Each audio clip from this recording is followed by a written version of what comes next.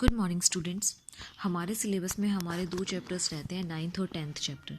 तो उसमें आज हम अपना 9th चैप्टर शुरू कर रहे हैं। 9th चैप्टर में क्या है कि जो हमारा केंजियन का जो स्ट्रक्चर है उसमें क्या बोला गया है, क्या नहीं बोला गया है अकॉर्डिंग टू समष्टि अर्थशास्त्र। कि भाई जो माइक्रो इकोनॉमिक्स के जो केंजियन हैं, केंजियन जो आपको पता है इकोनॉमिस्ट हैं, उन्होंने क्या बोला है, उन्होंने बोला है कि आपकी आय, रोजगार और उत्पादन, इन चीज़ों में कोई डिफरेंस नहीं है। मतलब जो आपके इनकम, प्रोडक्शन और आपका एम्प्लॉयमेंट, रोजगार, इसमें कोई अंतर नहीं है। अगर आय का संतुलन का अर्थ होता है, आय के संतुलन का अर्थ का मतलब क्या है कि आपको रोजगार और आपके उत्पादन का स्तर जो है वो मेंटेन हो गया है। ठीक है, इसमें हमने नेशनल इनकम में भी डिस्कस करा है कि हमारी जो वैल्यू एडिशन है, वैल्यू एडिशन का मतलब क्या है कि हमारी मूल्य वृद्धि तथा आय का सर्जन एक दूसरे के समान है। कि हमारा आय होगी कब होगी, जब हमारा प्रोडक्शन होगा। तो इसका मतलब प्रोडक्शन और आपकी इनकम, इन दोनों के बीच कोई अंतर नहीं है। अगर इन दोनों को जोड़ दिया जाए तो आपकी वैल्यू एडिशन बनती है। ठीक है स्टूडेंट्स। दूसरी चीज़, उत्पादन में वृद्धि कब होती है? उत्पादन में वृद्धि तब होती है जब रोजगार में वृद्धि हो। या तो रोजगार में वृद्धि हो या हमारे कोई प्रोडक्शन की न्यू टेक्निक हम यूज़ करें। अगर हम प्रोडक्शन की न्यू टेक्निक यूज़ करते हैं या फिर हम एम्प्लॉयमेंट में इंक्रीमेंट करते हैं, तो इससे क्या होगी, हमारी जो प्रोडक्शन की टेक्निक है वो तो कांस्टेंट रहेगी, उसके साथ साथ हमारे उत्पादन का जो है लेवल जो है वो इंक्रीज़ होगा, जिससे हमारे रोजगार और उत्पादन में भी कोई डिफरेंस नहीं आएगा। तो इससे हमारा बेसिक मीनिंग क्या निकलता है कि हमारी आय, रोजगार और उत्पादन तीनों चीज़ें सेम है। क्योंकि हमने फर्स्ट टॉपिक में अपना आय और उत्पादन डिस्कस किया, देन उत्पादन और रोजगार डिस्कस किया। उत्पादन के साथ एक बार हमने आय को और एक बार रोजगार को डिस्कस करा। तो इससे हमारे तीनों चीज़ें जो है वो इक्वल आ गई कि हमारी एग्रीगेट डिमांड और हमारी एग्रीगेट सप्लाई जो है वो इक्वल होती है।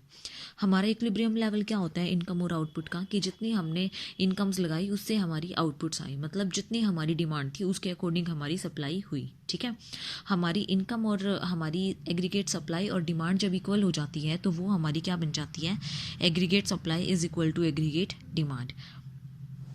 ठीक है, ये इक्विलिब्रियम लेवल पे होती है और इसी से हमारा क्या कंफर्म होता है, हमारा प्राइस और एम्प्लॉयमेंट डिटरमाइन होती है। ठीक है, तो अगर हम डिस्कस करें कि इसके कंपोनेंट्स जो है वो क्या हैं, तो इसके कंपोनेंट्स 2 हैं। हमारी वैल्यू एडिड के कंपोनेंट्स क्या हैं, हमारी वैल्यू एडिड को 2 चीज़ों से मापा जा सकता है। इनकम के 2 कंपोनेंट्स हैं, इनकम, आय। आय कहाँ से मिलती है हमें, या तो उपभोग करने से या बचत करने से, कंजम्पशन से, और मुख्य घटक कंजम्पशन और सेविंग है। ठीक है, अब एग्रीगेट सप्लाई और एग्रीगेट डिमांड, हमने 2 चीज़ें डिस्कस की। तो हमारे पास एग्रीगेट सप्लाई क्या है, एग्रीगेट सप्लाई हमारी इनकम के अनुसार होती है। जितनी इनकम होगी, जितनी सप्लाई होगी, उसी के अकॉर्डिंग हमारी इनकम होगी। और इनकम से हमारा क्या होगा, कंजम्पशन प्लस सेविंग। इनकम क्या होती है, जितना हमने खर्च करा है और जितनी हम सेविंग कर रहे हैं। अगर इन दोनों को टोटल कर दे तो हमारी टोटल क्या आ जाएगी, इनकम। क्योंकि हम जितना भी कमाते हैं उसमें से कुछ पार्ट तो सेव करते हैं और कुछ पार्ट खर्च कर देते हैं। तो खर्च और सेविंग दोनों को मिला दिया जाए तो हमारी क्या बन जाएगी, इनकम बन जाएगी। और हमारी जो इनकम है वो किसके इक्वल होती है, सप्लाई के इक्वल होती है। ठीक है, ऐसे ही जो हमारा डिमांड है, एग्रीगेट डिमांड है। एग्रीगेट डिमांड का मतलब क्या है कि जितनी हम वस्तुओं और सेवाओं की डिमांड करते हैं, उनसे उन पर जो हम टोटल पैसा खर्च करते हैं वो इसके अंदर आता है। और उसके 2 घटक कौन कौन से हैं, एक तो हमारा कंजम्पशन एक्सपेंडिचर और एक हमारा इन्वेस्टमेंट एक्सपेंडिचर। की एक तो जो हम खर्च करते हैं और दूसरी चीज़ जो हम इन्वेस्ट कर रहे हैं। अगर हम उन दोनों को टोटल कर दे तो वो हमारी क्या आ जाती है, एग्रीगेट डिमांड आ जाती है। और हमने फॉर्मूले में पढ़ा कि aggregate demand is equal to aggregate supply. तो इनके जो फॉर्मूलाज हैं वो भी इक्वल होंगे कि consumption plus saving is equal to investment plus consumption. तो कंजम्पशन से सी कैंसिल हो गया, क्या आया आपके पास, एस और आई आ गया। तो हमारे पास फॉर्मूला क्या बचा, एस और एस इज इक्वल टू आई। ठीक है, तो अगर हम रोजगार के संतुलन स्तर को नापें तो इसको हम 2 प्रकार से देख सकते हैं, 2 अप्रोचेस से देख सकते हैं आय और उत्पादन के, रोजगार के संतुलन स्तर को। फर्स्ट अप्रोच है हमारी ASAD अप्रोच, दूसरी अप्रोच है हमारी SI अप्रोच। ठीक है, इसको हम दोनों फ्रेमवर्क्स में देखेंगे कि हमारी क्लासिकल फ्रेमवर्क में क्या है इसका ट्रीटमेंट और हमारी केंजियन फ्रेमवर्क में क्या है। फर्स्ट थिंग आती है हमारी ASAD अप्रोच। ASAD अप्रोच क्या, कौन सी अप्रोच होती है, एग्रीगेट डिमांड और supply approach. First of all हम अपने क्लासिकल वे थ्योरी से देख रहे हैं, क्लासिकल थियोरी से। इसमें क्या होता है, इसमें लगभग एक सब कुछ एक संतुलन प्रक्रिया है। संतुलन प्रक्रिया का मतलब क्या है कि इसमें सरकार का कोई हस्तक्षेप नहीं होता, इस तरीके से अर्थव्यवस्था पाई जाती है। तो हम क्लासिकल के दो इससे निष्कर्ष निकाल सकते हैं कि इसमें जो है हमारी एग्रीगेट डिमांड और सप्लाई दोनों इक्वल होती हैं, और दूसरी चीज़ इन दोनों में संतुलन अर्थव्यवस्था में पूर्ण रोजगार के स्तर पर होता है, मतलब जो इसमें फुल एम्प्लॉयमेंट होती है। ठीक है, तो इसमें हम दो चीज़ें परंपरावादी सिद्धांत में दो निष्कर्ष निकालते हैं कि एक तो सेज लॉ ऑफ मार्केट और दूसरा वेज प्राइस फ्लेक्सिबिलिटी। तो सेज लॉ ऑफ मार्केट क्या बोलता है? सेज लॉ ऑफ मार्केट आपका बार्टर सिस्टम के अंडर आता है। बार्टर सिस्टम हमने जो पढ़ा है, बार्टर सिस्टम क्या होता है कि हमने जो भी वस्तु चाहिए उसके बदले में हम क्या करेंगे, उसके बदले में हम एक्सचेंज करेंगे, अपनी कोई वस्तु देंगे और उसके बाद उससे वस्तु लेंगे। तो ये हमारी एग्रीगेट डिमांड और सप्लाई की, जो भी सप्लाई करेंगे उसके इक्वल हमारी डिमांड होगी। तो ये हमारा बार्टर सिस्टम कहलाता है, सेज लॉ ऑफ मार्केट। ठीक है, दूसरा आता है wage price flexibility. Wage price flexibility क्या होती है कि श्रमिकों को जो है ना वेज प्राइस फ्लेक्सिबिलिटी दी जाती है। प्राइजेस जो हैं वेजेस के वो सेम नहीं दिए जाते, वो फ्लेक्सिबिलिटी के दिए जाते हैं। मतलब मजदूरी दर में वृद्धि या कमी उसके श्रम की मांग पर डिपेंड करता है कि कितनी सप्लाई है। जो एम्प्लॉयज़ हैं, जो लेबर क्लास हैं, उनकी कितनी सप्लाई है और कितनी डिमांड है। अगर हमारे पास सप्लाई ज़्यादा है और डिमांड कम है तो उनकी वेज प्राइस जो है वो कम हो जाएंगे। अगर हमारे पास सप्लाई कम है और डिमांड ज़्यादा है तो उनके वेज प्राइस हाई हो जाएंगे। ठीक है, तो इसमें आपकी डिमांड और सप्लाई के ऊपर आपके वेज प्राइस डिपेंड करते हैं, जिसको हम रियल वेज दो प्रकार से लेते हैं। दो प्रकार की मजदूरी होती है हमारी, एक तो मनी वेज और एक रियल वेज। मनी वेज क्या होती है? जो श्रमिकों को मुद्रा के रूप में होती है प्राप्त, और रियल वेज क्या होती है? जो नकदी के रूप में प्राप्त न होकर किसी और रूप में ले सकते हैं, उसके चेंज होती है, मतलब वस्तु और सेवाओं की मात्रा प्राप्त करना, वो इसके अंदर आता है। ठीक है, कोई भी वस्तु या सेवा मिल गई तो वो चीज़ें इसमें आ जाती हैं, जिससे हमारी सप्लाई और डिमांड जो है वो दोनों बराबर हो जाती है। ठीक है स्टूडेंट्स, ये था हमारा क्लासिकल अप्रोच के अंदर। अब इसमें कर्व्स देखते हैं, क्लासिकल एएस कर्व और एडी कर्व, उसके बाद इनका कॉम्बिनेशन। एएस कर्व कैसा होता है आपका? एएस कर्व बिल्कुल स्ट्रेट होता है। क्यों होता है स्ट्रेट?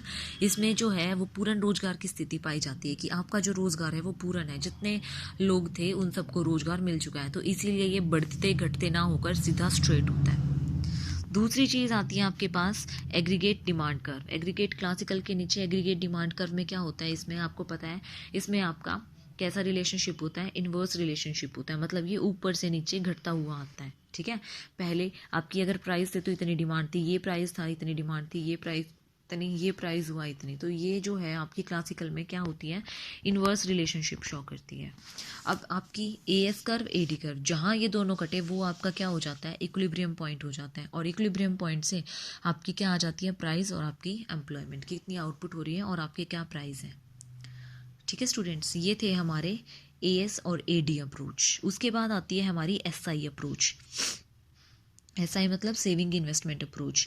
सेविंग इन्वेस्टमेंट क्या चीज़ है? फर्स्ट आती है हमारी क्लासिकल फंक्शन में, दूसरे हम करेंगे अपने केंजियन अप्रोच में। क्लासिकल अप्रोच में हम क्या देखते हैं? तो इसमें देखेंगे क्लासिकल सेविंग फंक्शन, कि जो आपका सेविंग जो है वो किसका फंक्शन है? वो आपके रेट ऑफ इंटरेस्ट का है। जितना हमारे पास रेट ऑफ इंटरेस्ट ज़्यादा होगा उतनी सेविंग बढ़ेगी, और अगर जितना रेट ऑफ इंटरेस्ट कम होगा उतनी ही सेविंग कम होगी। ठीक है, तो जैसे जैसे हमारा इंटरेस्ट, रेट ऑफ इंटरेस्ट बढ़ता जाता है, वैसे वैसे हमारी सेविंग भी बढ़ती जाती है। अब आता है इन्वेस्टमेंट। इन्वेस्टमेंट भी आपका किसका फंक्शन है? रेट ऑफ इंटरेस्ट का फंक्शन है। इन्वेस्टमेंट भी जो किसके ऊपर डिपेंड करती है? रेट ऑफ इंटरेस्ट के ऊपर डिपेंड करती है। लेकिन इसमें ये नहीं है कि हम जो है वो इन्वेस्ट करते ही जाएंगे, करते ही जाएंगे, करते ही जाएंगे, ऐसा नहीं होता। इसमें इसलिए हमारा कैसा होता है, जब हमारे पास बहुत ज़्यादा हाई रेट होते हैं तो हम कम इन्वेस्ट करते हैं, और जब कम होती है तो हम ज़्यादा इन्वेस्ट करते हैं। क्यों करते हैं? क्योंकि इसमें हमारा रिस्क होता है। अगर हमारे पास ज़्यादा रेट ऑफ इंटरेस्ट है तो रिस्क ज़्यादा है, और अगर कम रेट ऑफ इंटरेस्ट है तो रिस्क कम होता है। इसलिए इसमें कैसा रिलेशनशिप पाया जाता है? इन्वर्स रिलेशनशिप पाया जाता है इंटरेस्ट और इन्वेस्टमेंट का, और सेविंग के साथ पॉजिटिव रिलेशनशिप पाया जाता है स्टूडेंट्स। ठीक है, अब ऐसे ही हमारा इक्विलिब्रियम हम शो करेंगे एसआई अप्रोच में। हमारी जो इन्वेस्टमेंट है वो नेगेटिव और पॉजिटिव हमारी सप्लाई का सेविंग, तो जहाँ हमारी सेविंग और इन्वेस्टमेंट टकराई वो हमारा इक्विलिब्रियम पॉइंट हो गया। वहाँ से हमारी सेविंग्स और इन्वेस्टमेंट और इंटरेस्ट पता चल गए आपको। ठीक है, ये थी हमारी क्लासिकल के अकॉर्डिंग। अब आती है हमारी केंज के अकॉर्डिंग। केंज के अकॉर्डिंग जो है हमारी ASAD अप्रोच और SI अप्रोच, वो हम अपने नेक्स्ट लेक्चर में डिस्कस करेंगे। अभी आई होप कि आपको इतना क्लियर हो गया होगा, बाकी हम अपना नेक्स्ट क्लास में करेंगे। Thank you students. अगर कोई भी प्रॉब्लम आती है, हमारे सिर्फ 2 ही चैप्टर रहते हैं, 9th और 10th चैप्टर, आप मुझे बता देना, मैं फिर से स्टार्ट करा दूँगी। Thank you.